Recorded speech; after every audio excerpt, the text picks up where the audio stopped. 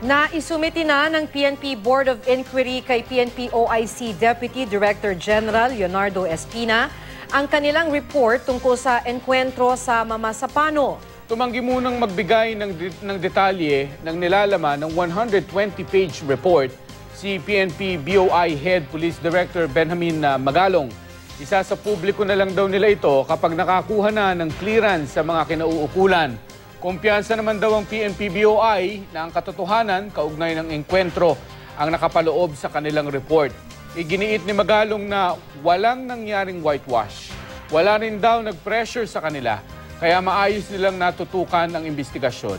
Hindi rin umano pinigilan ng Malacanang ang paglalabas nila ng ulat. Nauna nang sinabi ng Malacanang na hindi na kailangan pang makita ni Pangulong Noynoy Aquino ang report. May tuturing din daw itong pampublikong dokumento ayon kay Presidential Communications Operations Office Secretary Herminio Coloma.